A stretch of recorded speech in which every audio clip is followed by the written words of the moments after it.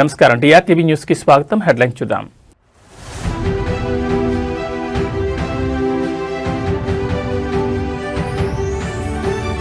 చంద్రబాబు ఢిల్లీ పర్యటన ఖరారు. పోలవరం, అమరావతి నిధులపైనే స్పెషల్ ఫోకస్.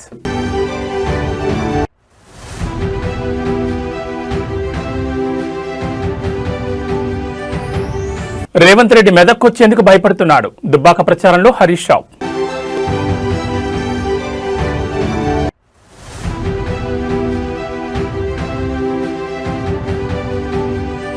ఏపీలో మళ్లీ బర్డ్ ఫ్లూ కలకలం. ప్రభావిత గ్రామాల్లో అప్రమత్తమైన అధికార యంత్రాంగం.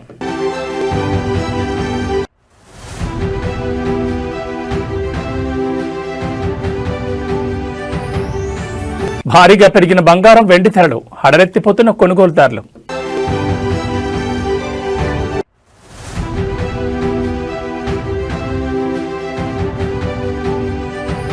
భారత్ పాక్ మ్యాచ్ పై వేడిన ఉత్కంఠ. పీసీబీకి ఐసీసీ 24 గంటల గడువు. ఇక వివరాలు చూస్తే, అభివృద్ధి పనులకు నిధుల సమీకరణ, ఆంధ్రప్రదేశ్ రాష్ట్ర ప్రయోజనాలే లక్ష్యంగా ఇవాళ సీఎం చంద్రబాబు హస్తనకు వెళ్తున్నారు. ఇవాళ రాత్రి 7:20 గన్నవరం విమానాశ్రయం నుంచి బయలుదేరి రాత్రి 9:35 ఢిల్లీ చేరుకుంటారు. రాత్రికి ఢిల్లీలోని వన్ జన్పద్ నివాసంలో ఆయన బస చేయనున్నారు. రేపు ఉదయం నుంచి కేంద్ర హోంమంత్రి అమిత్ షా, కేంద్ర ఆర్థిక మంత్రి నిర్మలా సీతారామన్, ఇతర కీలక శాఖల మంత్రులతో వరుస సమావేశాల్లో పాల్గొనున్నారు. అనంతరం పర్యటన ముగించుకుని రేపు రాత్రికి తిరిగి అమరావతి చేరుకుంటారు. ఈ పర్యటనలో సీఎం చంద్రబాబు ప్రధానంగా పోలవరం ప్రాజెక్టుకు పెండింగ్ లో ఉన్న బకాయిల విడుదల, పునరావాస ప్యాకేజీలు, కొత్త ప్రాజెక్టుల అనుమతులపై కేంద్ర జలశక్తి మంత్రి సిఆర్ పాటిల్తో చర్చించనున్నారు. ఇటీవల కేంద్ర బడ్జెట్లో రాష్ట్రానికి కేటాయించిన నిధుల విడుదల ప్రక్రియను వేగవంతం చేయడంపై డిస్కస్ చేయనున్నారు. రాజధాని అమరావతి నిర్మాణానికి సంబంధించిన ప్రపంచ బ్యాంకు రుణ ప్రక్రియ, కేంద్ర ప్రభుత్వం నుంచి అందాల్సిన వివిధ రకాల గ్రాంట్లపై దృష్టి సారించనున్నారు. ముఖ్యంగా అమిత్ షాతో భేటీలో రాష్ట్రంలోని తాజా రాజకీయ పరిణామాలు, స్వర్ణాంధ్ర 2047 విజన్, త్వరలో జరగబోయే ఇతర కీలక నిర్ణయాలపై చర్చించబోతున్నట్లుగా తెలుస్తోంది. ఇక ఫిబ్రవరి 16న మైక్రోసాఫ్ట్ వ్యవస్థాపకుడు బిల్ గేట్స్ ఏపీ పర్యటనకు రానున్న నేపథ్యంలో అందుకు సంబంధించిన సాంకేతిక ఇతర అంశాలను కూడా కేంద్ర ప్రభుత్వం దృష్టికి సీఎం చంద్రబాబు తీసుకెళ్లే అవకాశం ఉంది.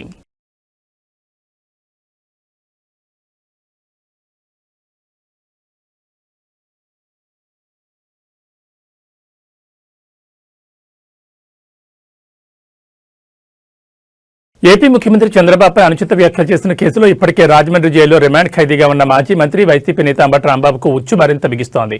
గత ఏడాది నవంబర్ 12న మెడికల్ కాలేజీల పీపీపీ విధానాన్ని నిరసిస్తూ ధర్నా చేసిన సమయంలో భారీ కేడ్లను తోసుకుంటూ పోలీసులతో ఆయన దురుసుగా ప్రవర్తించారు. దీనికి సంబంధించి పట్టాభిపురం పోలీస్ స్టేషన్లో అంబటిపై కేసు నమోదైంది. ఈ కేసుకు సంబంధించి అంబటిని విచారించేందుకు పట్టాభిపురం పీఎస్ పోలీసులు గుంటూరు కోర్టులో ఉన్న పీటీ వారెంట్ దాఖలు చేశారు. ఈ వారెంట్పై కోర్టు ఈ రోజు తీర్పును వెలువరించనుంది. అంబటిపై మరిన్ని కేసులు కూడా నమోదయ్యాయి. ఈ అన్ని కేసుల్లో ఆయనపై పీటీ వారెంట్లు దాఖలు చేసే అవకాశం ఉంది.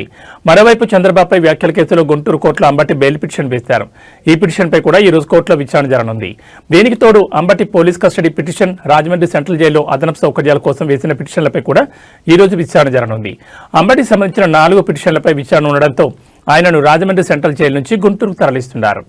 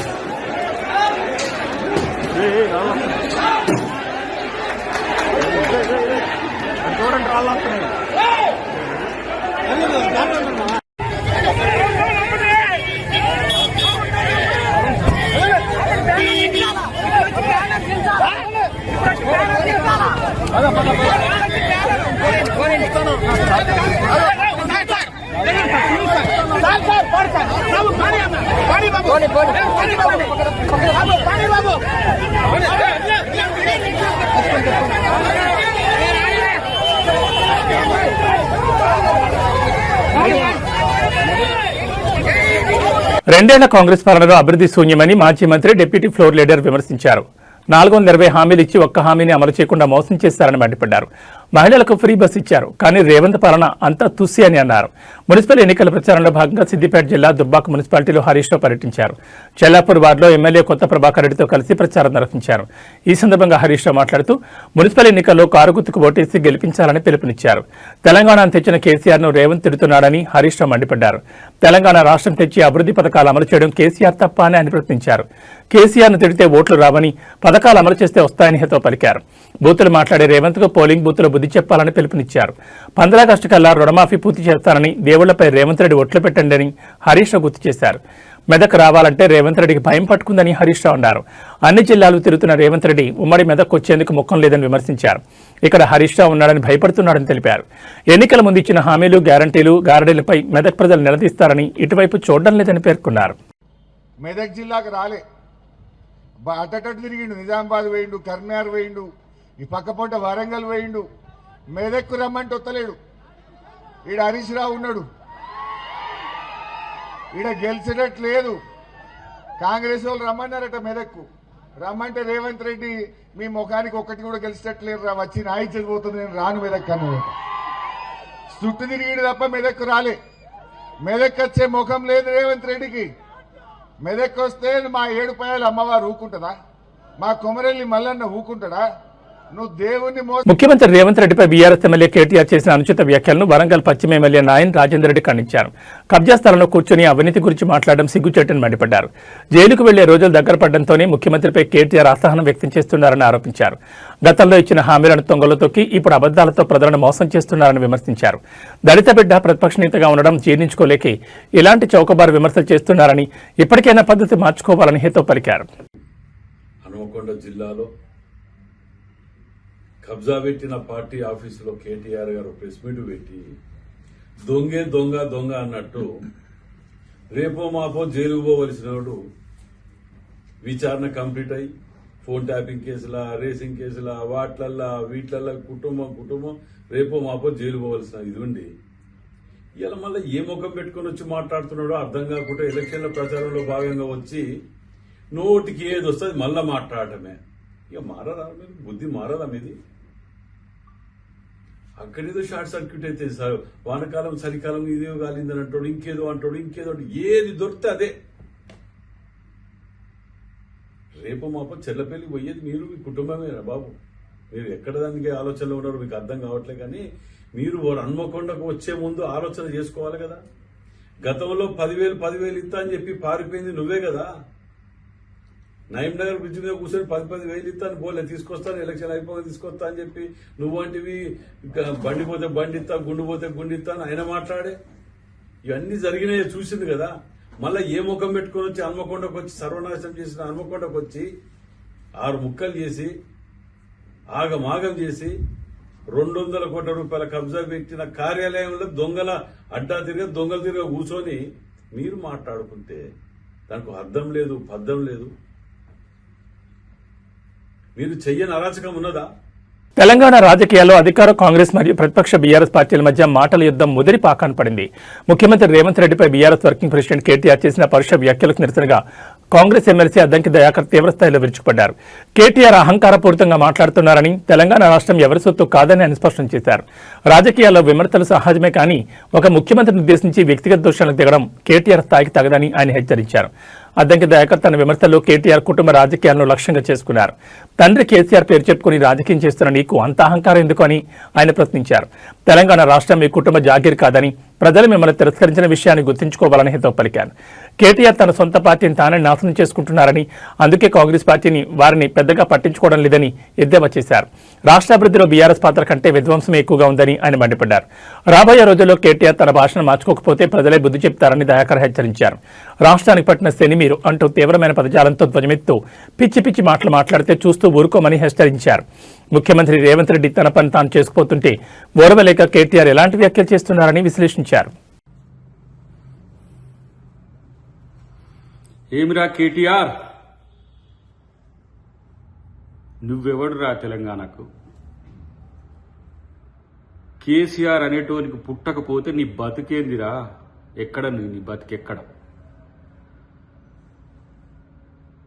అయ్య సంపాదించిన దాంతో తూగుతూ బలుపెక్కి లంగా మాటలు లఫూట్ మాటలు మాట్లాడుకుంటా వేధవా తలకాయమనున్నాదిరా నీకు? హౌలే చిల్లరగాళ్ళ కంటే ఆవారగాళ్ళ కంటే బజారుగాళ్ళ కంటే దిగజారి మాట్లాడుతున్న దరిద్రుడా నువ్వు. ఈ తెలంగాణకు పట్టిన దరిద్రం నీ వల్లనే మీ అయ్య మొత్తం ఎక్కడికి పోయిపోయిండో చూడు. కేసీఆర్ ఇట్లాంటివన్నీ కానీ తెలంగాణ మీదకి వదిలేస్తుంది దరిద్రుని. ఇట్లాంటి పనికిరాని సన్నాసిగాన్ని కానీ నువ్వు నష్టపోతివి, తెలంగాణను దోచుకుంటట్టు చేస్తే మళ్ళా ఏమిటికని వదులుతున్నావు వీడిని తెలంగాణ ప్రజల మీదకి. వీడు ఏది రోకుసోకుండాడు, వీడు మాట్లాడితే వీడు పెద్ద ఏదో పొడింగిలాగా మాట్లాడతాడు కేటీఆర్ గారు. అసలు ఎవడరా నువ్వు తెలంగాణకు? తెలంగాణ ఉద్యమం మొదలైన రోజు ఏడున్నావు? తెలంగాణ ఉద్యమంలో కేసీఆర్ని వెనక గుంజాలని లాగిన దరిద్రుడు నువ్వు. మళ్ళేదో మొదలుకొస్తుందని చెప్పి అయ్యతోనూ చీడగూరి ఇలా 17 సంవత్సరాల నుంచి తెలంగాణలో ఎమ్మెల్యేగా మంత్రిగా తూగి మొత్తం తెలంగాణను దోచుకొని ఎవరితో కలిసి ఉన్నావు నువ్వు? నీ బతికేంటిది? మొత్తం లంగ పనులు చేసుకుంటా, దొంగ పనులు చేసుకుంటా, ఫోన్ ట్యాపింగ్లు చేసుకుంటా. అసలు కనీసం తెలంగాణ గడ్డ మీద కాదు, ఈ భూమి మీద కూడా ఉండే పరిస్థితి లేదు నీకు అసలు. ఇట్లాంటి ఫాల్తు గాడి అలా తెలంగాణకు ప్రతిపక్ష నాయకుని కొడుకైంది. ఆ ప్రతిపక్ష నాయకుడు అంటే ఆయనకు నోరు ఉండదు. అప్పుడేమో తెగ్గ పొడింగి మాటలు మాట్లాడతాడు. అధికారం పోగానే జూప్ చప్ మళ్ళీ చిల్లరగాళ్ళను బయటికి వెళ్ళగలుగుతాడు. ఖమ్మం జిల్లాలో సాగునీటి కోసం రైతన్నలు రోడ్డెక్కారు. కొణిజర్ల మండలం గుబ్బగుర్తి వద్ద రహదారిపై రాస్తారోకోకు దిగారు. సాగునీరు లేకపోవడంతో పంటలు ఎండిపోతున్నాయని వెంటనే సాగునీటిని అందించి పంటలను కాపాడాలని డిమాండ్ చేశారు. నాగార్జున సాగర్ నుంచి అధికారులు నీళ్లు విడుదల చేయకపోవడంతో తమ మొక్కజొన్న పంటలు ఎండిపోతున్నాయని ఈ సందర్భంగా రైతన్నలు ఆందోళన వ్యక్తం చేశారు. దీనిపై స్థానిక నాయకులను కలిసినా పట్టించుకోవడం లేదన్నారు. దీనికి నిరసనగానే ఏస్కూరు పల్లిపాడు రహదారిపై రైతన్నలు ఆందోళన దిగారు. రైతుల ఆందోళనతో రహదారిపై భారీగా ట్రాఫిక్ జామ్ అయింది. వాహనాలు ఎక్కడికక్కడ నిలిచిపోయాయి.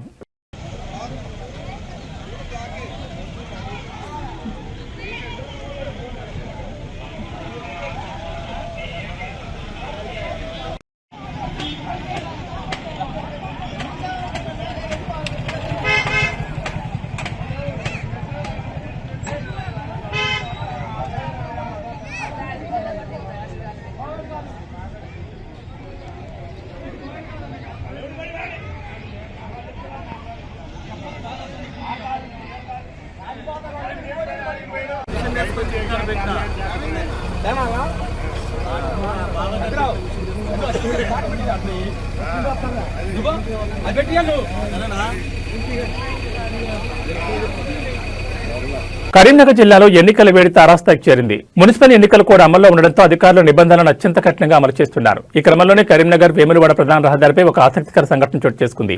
సామాన్యులే కాదు, చట్టం ముందు మంత్రులైనా సరే సమానులే అని పోలీసులు నిరూపించారు.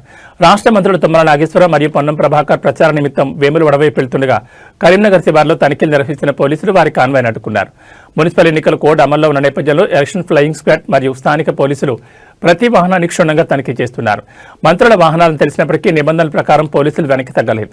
వాహనాల డిక్కీలను, లోపల ఉన్న బ్యాగులను క్షుణ్ణంగా సోదా చేశారు. అయితే ఈ తనిఖీలకు మంత్రులు తుమ్మల నాగేశ్వరరావు, పొన్నం ప్రభాకర్ ఇద్దరు పూర్తి స్థాయిలో సహకరించడం విశేషం.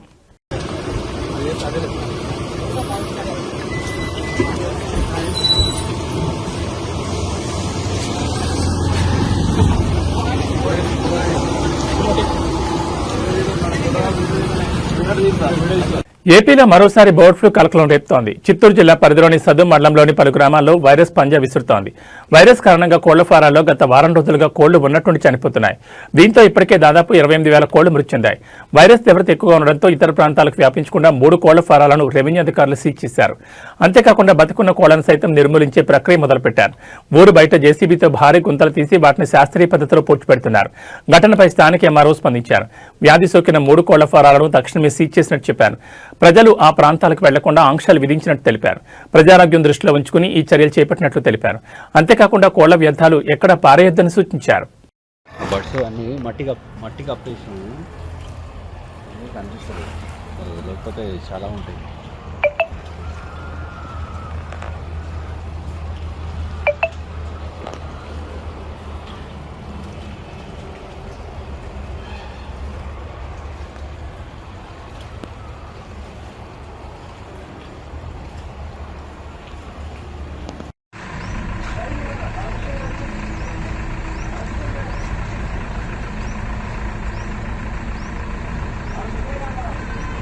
Ready sir. గేట్ పెట్టించేసి అది రాగానే గేట్ పెట్టేసాను. సార్ వాళ్ళు గేట్ చూసాను.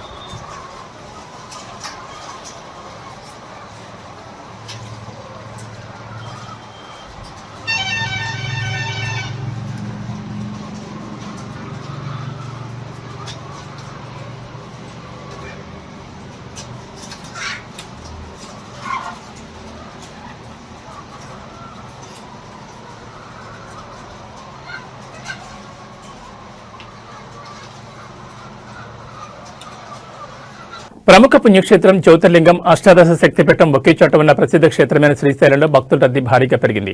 మహాశివరాత్రి బ్రహ్మోత్సవాలు ప్రారంభమవగా శివస్వాములు భక్తులు తమ మొక్కులు తీర్చుకునేందుకు శ్రీశైలం దేవస్థానం క్యూ కట్టారు. వేకోజాము నుంచి స్వామి అమ్మవార్ల దర్శనానికి భక్తులు బారులు తీరారు. మహాశివరాత్రి బ్రహ్మోత్సవాల్లో భాగంగా రెండవ రోజైన నేడు ద్వారకా తిరుమల ఆలయం తరపున స్వామి అమ్మవార్లకు పట్టు వస్త్రాలు అందనున్నాయి. రాత్రికి పురోహితులు, ఆలయ సిబ్బంది భక్తుల సమక్షంలో బృంగి వాహనంపై గ్రామోత్సవం నిర్వహించనున్నారు.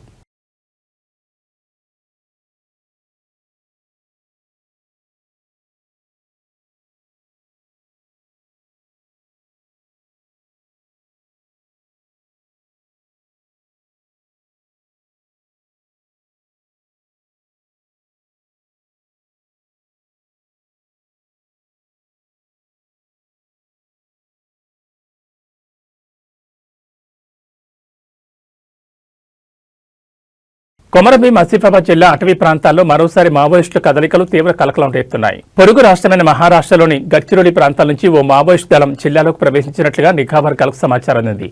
దీంతో అప్రమత్తమైన పోలీసు యంత్రాంగం అటవీ ప్రాంతాలను జల్లెడపడుతోంది. ఆసిఫాబాద్, తిర్యానీ మండలాల సరిహద్దు అటవీ ప్రాంతాల్లో మావోయిస్టులు సంచరిస్తున్నట్లు పక్కా సమాచారం అందడంతో గ్రేహాన్స్ బలగాలు రంగంలోకి దిగాయి. డోర్లీ, పంగిడి మాదారం అటవీ ప్రాంతంలో గాలింపు చర్యలు చేపట్టగా మావోయిస్టులకు సంబంధించిన కిట్ బ్యాగ్లు, ఇతర సామగ్రిని బలగాలు గుర్తించాయి. పోలీసులు రాకను గమనించిన దళ సభ్యులు దట్టమైన అడవులకు తప్పించుకున్నట్లుగా అనుమానిస్తున్నారు. గ్రేహాన్స్ బలగాలతో పాటు స్థానిక పోలీసులు, స్పెషల్ పార్టీ బృందాలు సంయుక్తంగా కోమింగ్ నిర్వహిస్తున్నాయి. మహారాష్ట్ర, తెలంగాణ సరిహద్దులోని చెక్పోస్టుల వద్ద వాహన తనిఖీలను కఠినతరం చేశారు. కొత్త వ్యక్తులు లేదా అనుమానితులు కనిపిస్తే వెంటనే సమాచారం ఇవ్వాలని ప్రజలకు సూచించారు. తిర్యానీ మండల పరిధిలోని మారమూల గిరిజన గ్రామాల్లో పోలీసులు పర్యటిస్తూ ప్రజలను అప్రమత్తం చేస్తున్నారు. మావోయిస్టులకు ఎలాంటి సహకారం అందించొద్దని కోరుతున్నారు. ఆపరేషన్ కగార్లో భాగంగా కేంద్ర ప్రభుత్వం నిర్దేశించుకున్న టార్గెట్ సమీపిస్తున్న తరుణంలో సరిహద్దు ప్రాంతాల్లో ఎప్పుడైనా ఎదురుకాల్పులు జరిగే అవకాశం ఉందని స్థానిక ప్రజలు బిక్కుబిక్కుమంటూ కాలం గడుపుతున్నారు.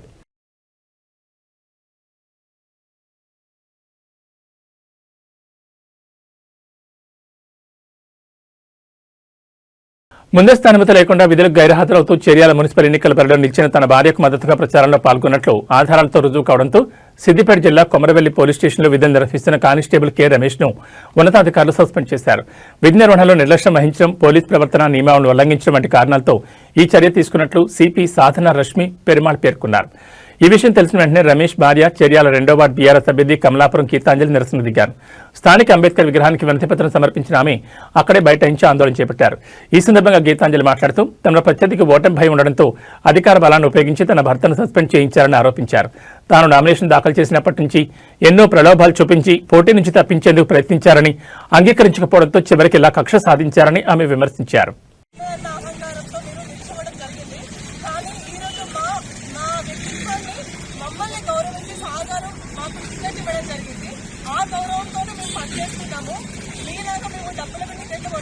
ప్రజల మధ్యలో నిల్చోలేదు. ఈ రోజు వరకు మనకుంటా ఎలక్షన్స్ ఉన్నాయి కదా అని ప్రజల మధ్యలో కలిసి మేము పనిచేస్తలేము. డబ్బును ఉపయోగించి ఏదైనా చేయగలగము, ఏదైనా కొనగలుగుతామని అనుకుంటే మాత్రమే తప్పు జరుగుతుంది.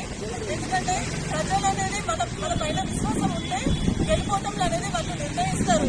ఈ రోజు నా భర్తను మీరు నిర్దాక్షిణ్యంగా విధుల నుంచి సస్పెండ్ చేసినప్పటికీ కూడా మేము ఎంత బాధలకు లోనవుతున్నాము. ఈ రోజు ఇద్దరు ఆడబిడ్డల పొట్ట మీద కొట్టి మీరు మా ఉసురు పోసుకోవడం అనేది జరుగుతున్నది. అది కరెక్ట్ కాదు. మీకు ఏదైనా దమ్ము ధైర్యం ఉంటే మీరు మీకున్న సంఘాన్ని ఉపయోగించుకొని ప్రజల మధ్యలో మీకున్న మంచి మానవత్వంతో కోరి, అంతేగాని ఇట్లాంటి వికృత చేష్టలకు పాల్పడి మమ్మల్ని ఏదో చేయాలనుకుంటే మాత్రము అది సాధ్యం కాదు. మేము ఇంకా ఎక్కువ అంచులపైకి వెళ్తూనే ఉంటాము, ముందుకు వెళ్తూనే ఉంటాము ప్రజల సహకారంతో నాలుగుతో. ఈ రోజు బాబాసాహెబ్ అంబేద్కర్ గారు మాకు అందించిన హక్కులను, దళితులకు అందించిన హక్కులను దృష్టిలో ఉంచుకొని నేను ఈ రోజు రాజకీయాల్లో పాల్గొని ఈ హక్కును సాధించుకున్నాను. ఒక భారతీయురాలుగా నాకు మున్సిపల్ ఎలక్షన్లో పోటీ చేసే హక్కు లేదా, సాధారణ కాన్స్టిట్యూన్సీ అయినప్పటికీ అతనికి ప్రభుత్వ ఉద్యోగం ఉన్నప్పటికీ అతను ఈ రోజు మున్సిపల్ వార్డు కౌన్సిలర్ గా అభ్యర్థిగా రాలేదు నా భర్త. అయినప్పటికీ అతన్ని ప్రచారంలో పాల్గొంటున్నాడని, వివిధ చేష్టలు చేస్తున్నాడని నేను ఏదో దుర్బుద్ధి పెట్టుకొని ఉదాహరణలు లోపల పెట్టుకొని అతన్ని ఏదో చేయాలనుకుంటే కరెక్ట్ కాదు. సాధారణ కానిస్టేబుల్ ఎదుర్కోలేదు నేను. ఈరోజు ప్రజలు ఎట్లా ఎదుర్కొంటారు? అసలు వాళ్ళ ముందుకు వెళ్ళి ఇంత ఘోరంగా ఇద్దరు ఆడపిల్లలు ఉసురు పోస్తుంటే మీరు రేపు ప్రజల మధ్యలోకి వెళ్ళి ఎట్లా సేవలు చేస్తారు? వాళ్ళ బాధలు ఎట్లా పట్టించుకుంటారు? వాళ్ళ కన్నింటిని ఎట్లా అర్థం చేసుకుంటారు? నామినేషన్ వేసినప్పటి నుండి మొదలు ఇప్పటి వరకు కూడా మీరు ఒక్కొక్క అడుగు ప్రజలను తొక్కుకుంటే పైకి వచ్చారు. ఇక రేపు ప్రజల గురించి, ప్రజల సమస్యల గురించి ఏం ఆలోచిస్తారు? నేను బాబాసాహెబ్ అంబేద్కర్ గారి ముందు నిలబడి మిమ్మల్ని అడుగుతున్నాను, కాటన్ సంజీవ్ గారు, మీరు ఏ విధంగా రాజకీయాలకు వచ్చి ప్రజల మధ్య నిల్చోగలుగుతారు? అసలు ఎక్కడి నుండో వచ్చి ఈ రోజు ప్రజల మధ్య మీకు ప్రజలతో ఎలాంటి సంబంధం లేదు, కానీ నిత్యము మేము 24 గంటలు ప్రజల మధ్యలో ఉండేటోళ్ళం, ప్రజల చేతులలో ఉండేటోళ్ళం. వాళ్ళ కష్టసుఖాలు బంగారం వెండి ధరలు గడిచిన 10 రోజుల్లో భారీ హెచ్చుతగ్గులు నమోదు చేశాయి. బంగారం వెండి ధరల పతనం కంటిన్యూ అవుతుందని ఊహాగానాలు వ్యక్తమవుతున్న వేళ కొనుగోలుదారులకు మళ్లీ షాక్ ఇచ్చాయి. హైదరాబాద్ బులియన్ మార్కెట్లో ఇవాళ 24 క్యారెట్ల బంగారం 10 గ్రాముల ధర 2240 పెరిగి 158,840కి చేరింది. 22 క్యారెట్ల బంగారం 10 గ్రాముల ధర 2050 పెరిగి 145,600 వద్ద కొనసాగుతోంది. 18 క్యారెట్ల బంగారం 10 గ్రాముల ధర 1,680 పెరిగి 119,130కి చేరింది. వెండి కూడా బంగారంతో పోటీగా పెరిగింది. కిలో వెండి ధరపై 15,000 పెరగడంతో ప్రస్తుత ధర 3 లక్షలకు చేరింది. పెరిగిన బంగారం వెండి ధరలకు జీఎస్టీ తరుగు అదనంగా ఉంటుంది. ప్రాంతాలను బట్టి ఈ ధరల్లో స్వల్ప మార్పులు ఉండొచ్చు. కొద్ది రోజుల్లో శుక్రమూడ ముగిసి పెళ్లిళ్లు ప్రారంభం కానున్నాయి. వరుసగా ధరల పెరుగుదల తర్వాత బంగారం వెండి ధరలు తగ్గుతూ వస్తుండటంతో మరింత తగ్గుతాయని ఎదురు చూస్తున్న వారికి మళ్లీ ఊహించని షాక్ తగులుతోంది. బంగారం జ్యువెలరీ కొనేటప్పుడు 22 క్యారెట్లలో వస్తుంది. దాని ప్రకారం చూస్తే ఫిబ్రవరి 7, 9 తేదీల్లో 22 క్యారెట్ల బంగారం 10 గ్రాముల ధర 4,700 పెరిగింది. ఫిబ్రవరి 6న 10 గ్రాముల రేటు 1,40,900 ఉంటే నేటికి దాదాపు 5,000 పెరిగింది. ఇది కొనుగోలుదారులకు లాస్ అని చెప్పాలి. బంగారం ధర ఇంకా తగ్గుతుందని ఎదురు చూడకుండా ఇప్పుడే కొనుగోలు చేయడం మంచిదని, మార్కెట్లు ఎప్పుడు ఎలా ఉంటాయో అంచనా వేయడం కష్టమని నిపుణులు చెప్తున్నారు.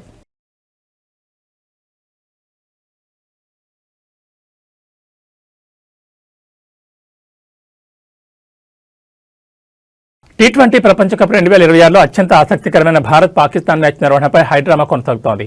ఫిబ్రవరి 15న కొలంబో వేదికగా జరగాల్సిన ఈ హై వోల్టేజ్ మ్యాచ్పై పాకిస్తాన్ క్రికెట్ బోర్డు చేస్తున్న పట్టుబిడ్డంతో ఇప్పుడు బంతి ఐసీసీ కోర్టులోకి చేరింది. ఈ వివాదాన్ని పరిష్కరించేందుకు ICC deputy chairman Imran Khwaja ఆదివారం లాహోర్కు చేరుకుని పీసీబీ చైర్మన్ మొహసిన్ నఖ్వీతో సుదీర్ఘంగా చర్చలు జరిపారు. ఈ భేటీలో బంగ్లాదేశ్ క్రికెట్ బోర్డు ప్రతినిధి అమీనుల్ ఇస్లాం బుల్బుల్ కూడా పాల్గొనడం ప్రాధాన్యం సంతరించుకుంది. బంగ్లాదేశ్కు మద్దతుగా తాము భారత్తో ఆడబోమని ప్రకటించిన పాక్ను ఒప్పించేందుకు ఐసీసీ ముమ్మర ప్రయత్నాలు చేస్తోంది. భారత్తో మ్యాచ్ ఆడాలంటే తాము కోరిన డిమాండ్లకు అంగీకరించాలని ఏసీబీ ఐసీసీ ముందు ప్రతిపాదనలు ఉంచినట్లుగా తెలుస్తోంది. భారత్లో పర్యటించేందుకు నిరాకరించిన బంగ్లాదేశ్ను టోర్నీ నుంచి తొలగించినందున వారికి తగిన ఆర్థిక నష్టపరిహారం చెల్లించాలని డిమాండ్ చేశారు. అదేవిధంగా బంగ్లాదేశ్ జట్టు ఆడకపోయినా వారికి దక్కాల్సిన పార్టిసిపేషన్ ఫీజును అందజేయాలని పేర్కొన్నారు. రాబోయే కాలంలో జరిగే ఐసీసీ మెగా ఈవెంట్లను పాకిస్తాన్లో నిర్వహించేందుకు స్పష్టమైన హామీ ఇవ్వాలని కోరినట్టుగా తెలుస్తోంది. భారత్ పాకిస్తాన్ మ్యాచ్ అంశంపై 24 గంటల్లోపు తుది నిర్ణయం చెప్పాలని ఐసీసీ పీసీబీని ఆదేశించింది. ఒకవేళ మ్యాచ్ను బహిష్కరిస్తే పాకిస్తాన్కు దక్కాల్సిన వార్షిక నిధులపై కోత విధించడంతో పాటు భారీ జరిమానాలు విధిస్తామని ఐసీసీ హెచ్చరించినట్టుగా తెలుస్తోంది. దీనిపై పీసీబీ తమ ప్రధానితో చర్చించి తుది ప్రకటన చేసే అవకాశం ఉంది. మరోవైపు శ్రీలంక క్రికెట్ బోర్డు కూడా ఈ మ్యాచ్ నిర్వహణపై ఆతగా ఉంది. భారత్ పాక్ మ్యాచ్ రద్దయితే తమకు భారీగా ఆదాయం తగ్గుతుందని ఆందోళన వ్యక్తం చేస్తోంది.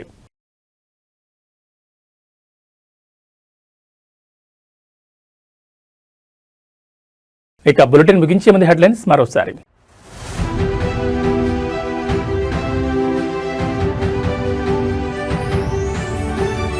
చంద్రబాబు ఢిల్లీ పర్యటన ఖరారు. పోలవరం, అమరావతి నిధులపైనే స్పెషల్ ఫోకస్.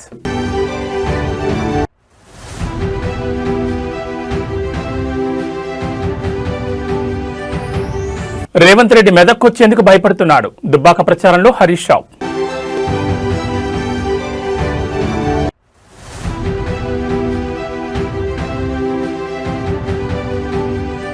ఏపీలో మళ్లీ బర్డ్ ఫ్లూ కలకలం, ప్రభావిత గ్రామాల్లో అప్రమత్తమైన అధికార యంత్రాంగం.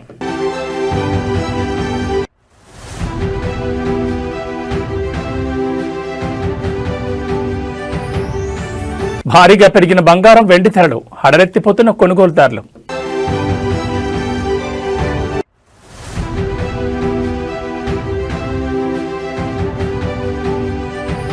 భారత్ పాక్ మ్యాచ్ పై వేడిన ఉత్కంఠ, పీసీబీకి ఐసీసీ 24 గంటల గడువు. ఇవి బులెటిన్ విశేషాలు. నమస్కారం.